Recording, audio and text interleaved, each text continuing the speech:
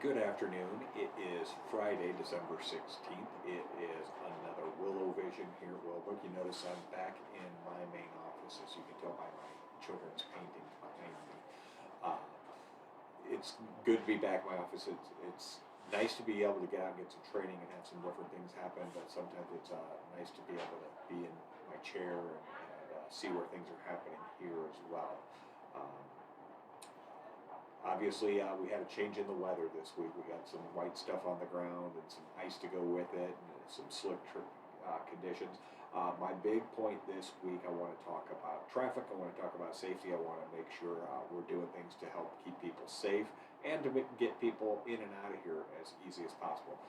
Note on the buses, obviously, when the weather is bad, it takes longer for buses to get home and to get to school as well. So if you have that app and you can monitor where the bus is at, that helps. But sometimes it's not always effective because, like yesterday, we had to have a substitute bus come in for one of the buses because there was a little fender bender with one of the buses before it got out onto its route. So I think that was the reason. But we sometimes have to substitute in, and sometimes it's substitute because drivers are ill or there's things going on. So it's not 100%, but just be aware if you pay attention to those a little bit. They might give you some clue as to where we're at in things.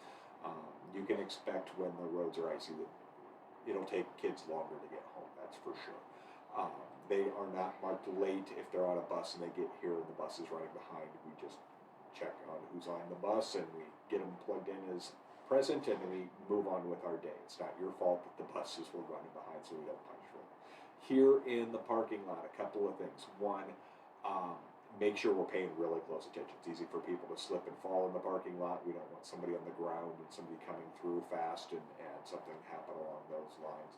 And make sure we're paying really close attention at all times. I mean, when it's 70 degrees and sunny, we still need to be paying attention. So that means when we're coming through and we're dropping off, uh, when you're in your car, basically, we would expect that we wouldn't see cell phones, that we wouldn't have anybody paying attention to something else while they're driving.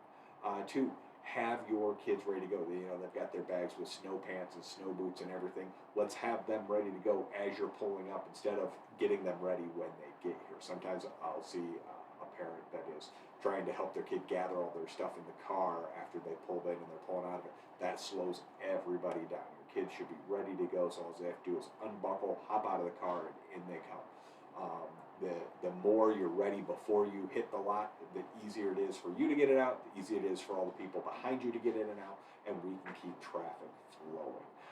Obviously, we don't want to just stop. And we've got adults out there. You don't need to watch them come into the building. When you let them in the car, let them out of your car. We'll notice if they're going the wrong direction, and we'll catch them and get them turned back around. So please just drop off and then head on out.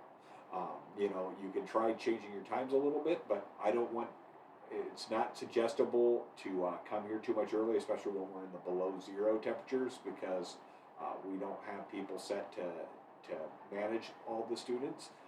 But if you're somebody that likes to drop off right at 8:30 and you notice that there's congestion at 8:30, try dropping off at like 8:40.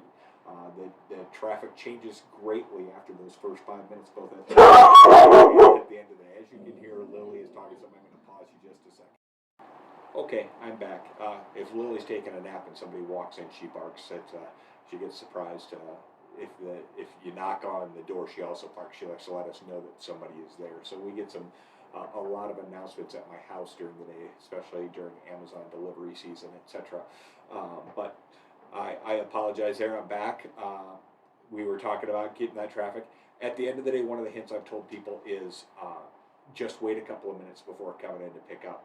Obviously we want you here to pick up your children, but if it's when we let out at 3:35 and you're here at 3:40, that's quite all right. At 3:40, there is almost no traffic in the parking lot at that point because everybody is cleared out. So if you can wait just a couple of minutes and then you pull right in, you don't have to wait, you don't have to sit in line. If you are one of those people that gets here early, that's great. When your kids come out, let's be ready. Let's encourage them to hustle into the car and get out so that you can clear out the spot for the next person. We want, obviously, for that to be easy and pain-free for as many people as possible. So the keys are, one, make sure you're paying attention. So cell phones put away. We're watching for our kids. We're paying attention to the traffic in front of us so we don't have accidents, and two, having our kids ready to either enter or exit our vehicle as quickly as possible so that we get them in, we get them buckled or unbuckled and in or out as necessary, and we can keep that traffic flow. Um, it's I you go to any elementary school anywhere, it's the same issues all over the place. There's never enough spots. There's not enough street parking. There's not enough length in the street. And obviously, we can't just block up all of 17th and make sure that people can't get through. Buses have to get through, and people going to and from work have to get through. So varying those pickup and drop off times can help some, as well as once again making sure you're doing your part, making sure kids get in and out as quickly and as well as possible. I'd love to say that we're going to solve all the problems. It only works if 100% of us do things. It takes one person to stop their car in the front of the lot and block all the traffic and cause problems across the way. It takes one person to put stop across the crossing guard, and then we can't cross kids, and then we're stopped all over the place. So if we all follow the rules all the time, we know where those parking spots are. We park if we know it's going to be longer, and we get into a spot. We're courteous to each other. We let each other in and out when we see traffic. I mean, just remember that someday you might be that person stuck. It's nice if somebody lets you out as well. And we just keep following the rules as best we can. Then it works out as best for all of us as possible.